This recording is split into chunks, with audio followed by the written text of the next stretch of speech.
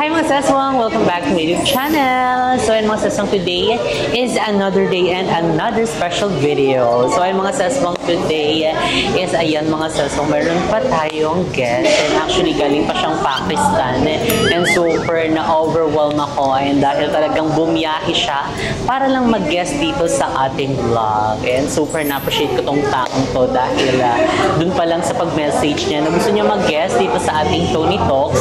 So talagang wala nang palabok, ginrab ko na talaga ang opportunity dahil super busy nito. So walang iba mga saswang kundi si Barbie Imperial. Hi Barbie Imperial!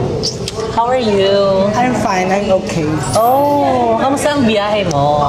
Actually, medyo hassle siya kasi traffic, pero I hope na nandito na ako today and excited na ako kung ano bang tatanong mo at excited ka din kung ano ang isasagot ko. Ay, totoo yan. Yes. And actually, super nag-aano nga ako, kinakabahan ako ngayon dahil talagang grabe. Minsan lang bumisita dito si The Big Show. Minsan lang ako, ay, ako naman, The Big Show daw. Charis. Hindi kasi alam ko super busy ni Neggy. Sorry bubay. Tekla. Tekla And then, super excited ako ayan sa mga itatanong at sakang sasagutin mo. So, ayun sana isagutin mo ng buong buo and galing sa puso mo and walang palapalabo. Yes. Abangan nyo to sa part 2. Ay, may part 2 Don't forget to like and share and comment. Pindutin din ang notification bell. Bye! So, ayun mga saswang, si Barbie Pilays meron na siyang YouTube. So, ayun, sana ito-subscribe nyo yun and then click ang notification bell ay para mas ma-update kayo sa kanyang mga i-upload. So, ayun, malapit na siyang ma-monetize and actually, nakapanood ako ng vlog niya and nag-run yung ads. Yes! And super kinongratulate kita doon dahil natuwa ako kasi yung ads na yun sa mga nag-i-start pa lang mag-YouTube is super, milestone na yun. At saka parang magsasuccess ka na by step by step. Correct. Yes. Step by the step. Sana yung isasagot ko dito step by step din. And then, ayan, chill ka lang. Yes, so, itong mga question na to is alam ko na mga kayang-kaya mo naman itong sagutin. So, ay mag-i-start na tayo dito mga saswang. Okay, ang ating first question is dahil sobrang ang daming mga comments, ayan, dahil doon nagkakaroon na ng mga parang team-team, ayan, dahil yung mga team-team sa ano lang yun, laro lang yun, yung team ninyo, madaling matetanong. Ngayon parang nasa ano na siya, reality na siya. So, ayan na, paano nabuo ang Team Ambisyosa? Thank you for the wonderful question. Maggie. First question, paano nga ba nabuo ang Team Ambisyosa? Ginawa namin ito ni Nay Andrew nung nag-live kami. Kasi may nag-comment sa live namin na pwede kayong tandem ni Barbie. Ang pangalan nyo is Ambi. Tapos ako naman, dinapluan ko. Ambi. So yung An is for Andrew and yung B stand for Barbie. Yes. Ang galing nila, diba? So nabuo siya sa live lang. Ambi. And so ako, sabi ko, hindi lang dapat Ambi. Ambisyosa. Oh, ano naman, saan naman ang galing yung Shosa na yan? Yung Shosha, kasi social media influencer. So doon siya nag-start sa pagiging pagla-live nyo lang. Yes. Sino nakaano? Ikaw, si Andrew, or yung parang may nagpapapun na Hindi. comments? Feel ko yung nag-comment and kami na lang yung nagdagdag. And yung ambisyosa na yun is hindi pagmamaldita, hindi pagtataray. Yung ambisyosa na tinatawag namin ni Nay Andrew is may ambisyon sa buhay and may ambisyon sa pamilya para maawin yung kahirapan. Yun pala yung meaning ng ambisyosa. So hindi na siya parang ambisyosa kayong parang makaka-hurt ng feeling. So may deeper meaning behind that. Okay, ang ating malinaw na yung first question natin. So saan siya nagmula, which is dun sa pagla-live nyo. So An star for Andrew, B for Barbie, Shosa for social media, and since vlogger kayo. Okay, second question natin. Anong reason bakit ka umalis ng BNT house before? And actually, direct to the point, my mom is may sakit siya. And ang sakit niya is diabetic and time na yun is di siya nakakalakad and bedridden na siya. siya. Yung parang... Anong pangalan? Bed up? Bed Oo. So ngayon ba okay na siya? Okay naman siya. I hope na gumaling siya kasi nag-take lang kami ng mga gamot na kailangan niya inumin. And medyo pricey pero nakaya ko yun kasi nakalikom naman ako bago ako umalis ng BNT house. Nakaipon? Nakaipon. Kasi meron din nagpadala ng mga fairy godmother. And thank you so much. Kung natatandaan ko na yung pangalan niyo, sasabihin ko dito. Ang laki na natulong niyo sa akin and napagod ko si mama. And nabili ko yung mga kulang sa bahay. And kaya umalis ako kasi need ni mama na mag-aalaga. So, kasama ang palad, isang linggo lang si kuya tumagal sa trabaho. Tapos, dun ako na-shock. Nasabi ko, ay shit.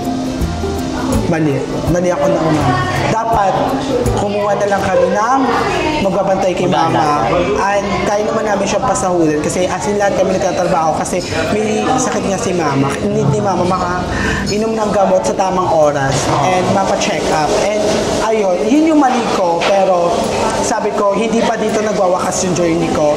And pasensya kung na-disappoint ko kayo nung unang nagsabi ako na mag-vlog na ako. And medyo busy ako noon. And I hope eto na ako. Panoodin yun. Babawi na ako. At babangon. Ito ano lang Barbie, parang sino yung nagbabantay ngayon sa mother?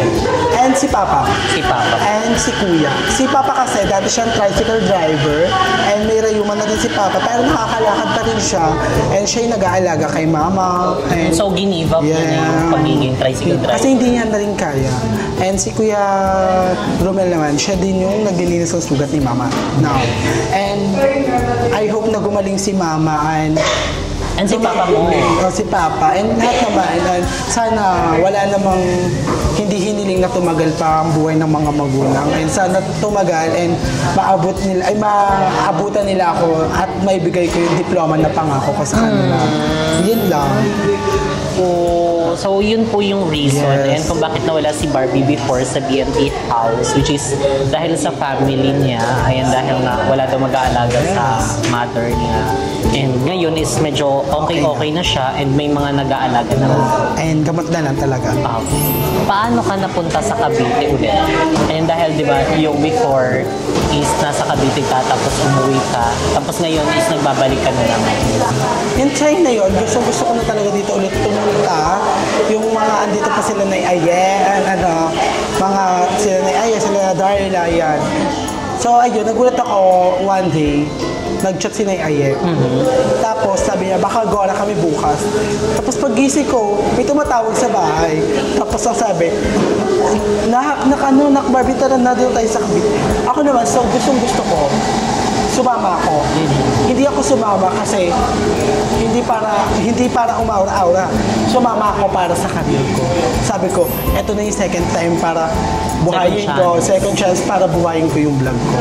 At ipakita sa maraming tao na napaasa ko na kaya ko mag-vlog, na hindi ako puro isang salita. And eto na ako, nagba-vlog na ako. And ayun yung rason kung bakit ulit ako nandito sa Cavite. And I hope na thankful ako kasi andito sila na Andrew, si Jacob na supportive para sa akin, na sila na Jessica and sa Marbayot. Thankful ako kasi isa na namang blessing dumating sa akin. And thank you ako and sana tuloy-tuloy ko na to and sana mabilis lang yung process ni YouTube para sa akin para malapit na mag-monetize. Yes. So nakapag-ano ka ba? Nakapagpaalam ka ba sa family? Yes, nagpaalam ako kay Mama and sabi ko, Ma, hindi kita iniwan kasi puro gala lang. Iniwan kita, may rason kung bakit.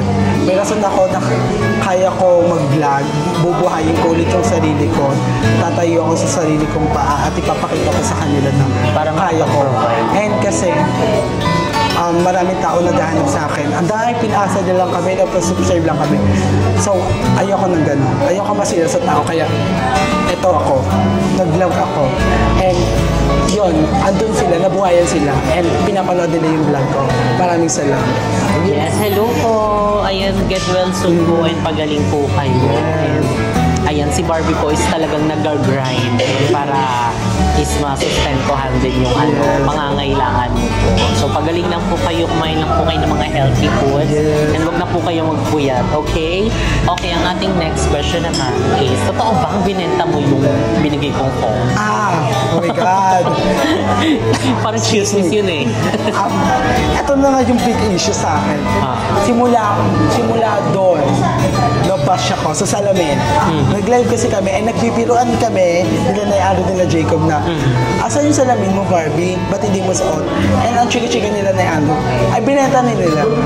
Yung ganung bagay is, biruan na lang natin yun kasi sanay na tayo doon. Pero yung ibang tao, hindi sila sanay, hindi sila aware na ganun yung biruan natin.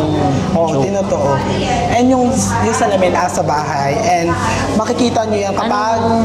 salamin? Salamin na sponsor sa akin sa vlog ni Madam Ivan. Sa mata? Oo, sa mata. And layo nun ha. Cellphone pinag-usapan na. Kaya nga, yun nga. Pero mga 2 days, makukuha ko din yung salamin ko at papakita ko na hindi ko bineta. Yung cellphone, andoon sa lumang bahay nila na Andrew. Andun lang siya. Okay, ang ating next question naman is, anong masasabi mo sa mga tao nga nang babash sa'yo? Kung paano ka magkain, sa vlog. And alam ko parang nag-start to nung nag-mukbang kayo eh. Oo, yan. Tapos nagtuloy-tuloy na every time nakakain ka, nandiyan sila nakabantay. Ang masasabi ko lang sa mga basher niyan is, mambash kayo ng mambash. And sorry kung wala akong manners. Table manners na kumain kasi nakasanayan ko and babaguhin ko yan para sa inyo para itigil yung tombash na to para sa akin. And I hope na mag-enjoy lang kayo sa mga video namin and mukbang serye and sana GB lang tayo kasi laging masaya and siguro yung ibang doon nagko-comment is concern and yung ibang nagko-comment naman is basher lang talaga. Oo, may natututo naman ako. Ina-adapt ko naman yung mga comment nyo. Kaso yung ibang tao ang OA.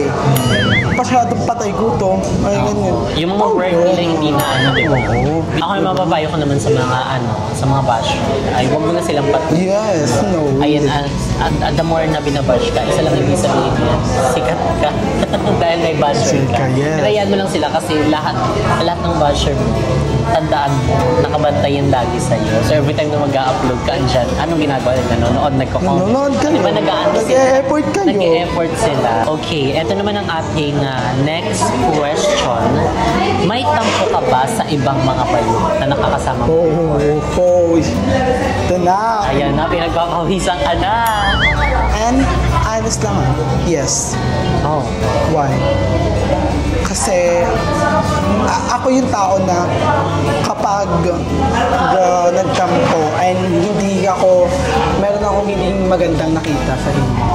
Magtatampo ako and yung mga ganon is ikikip ko na lang ngayon pero ang sasagot ko na lang is may tampo ako pero kasi pag sinagot ko iba na naman yung makakarating sa kanila, kila Naishi.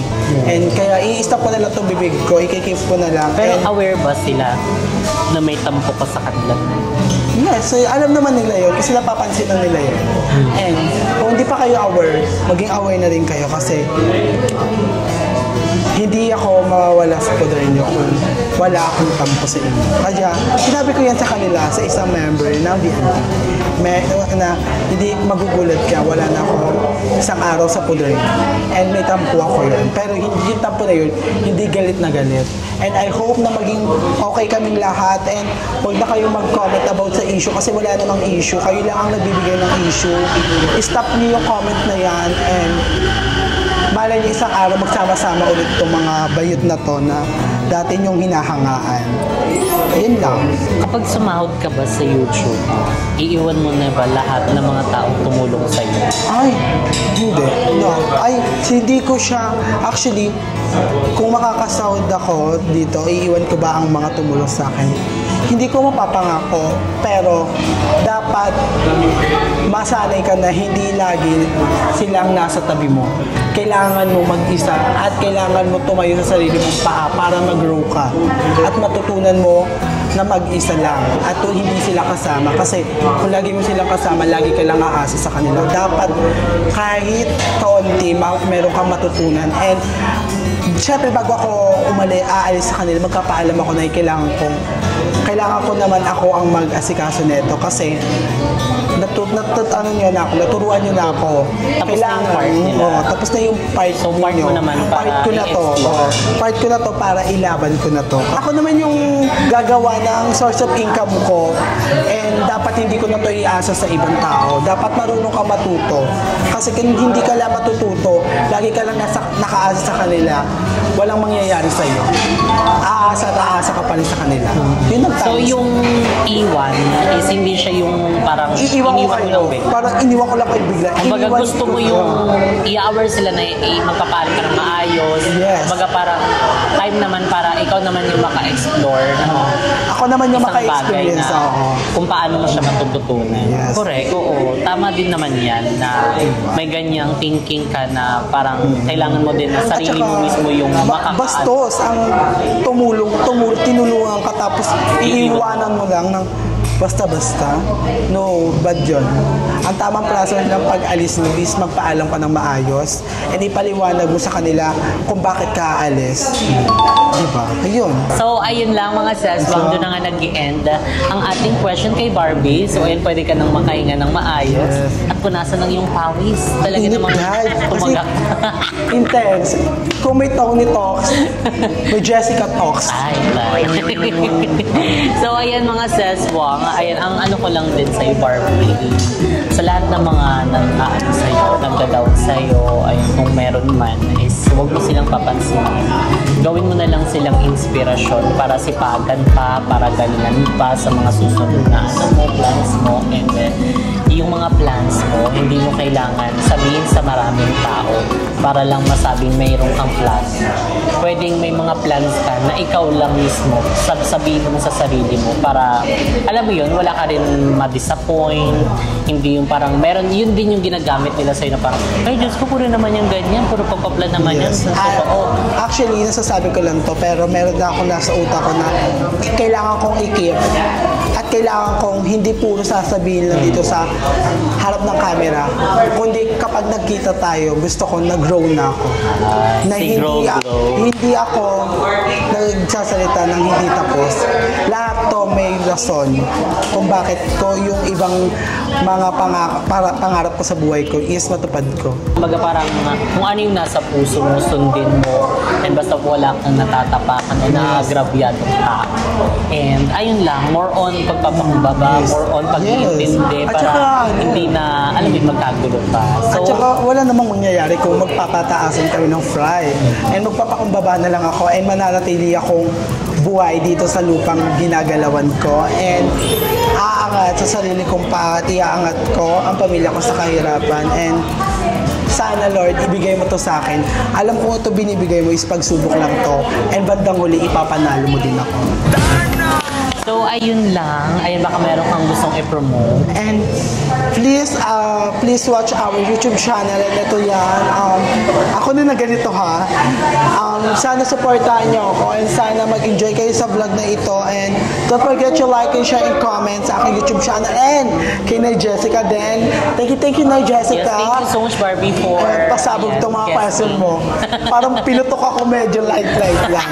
Parang nakakamay ko nga. Sarap lang po, ayan mga seswang, supportahan natin si Barbie, ayan, sa kanyang pag-vlog. Ayan, so alam kong malayo ang mararating din ni Barbie. And alam kong, ayan, si Barbie is nag-i-start na, ayan na, i-build naman yung ano niya, yung goal niya sa buhay. And sana mag-spread love lang tayo. And wag na tayo mag-spread ng mga negativities in life. So, ayun lang mga seswang. Dito na nga nag-end ang ating video. If you like this video, don't forget to like and share and comment down below kung ano gusto niyo maging next video natin. And don't forget to subscribe my YouTube channel, Jessica Absalon. And see you guys in our next video. Bye!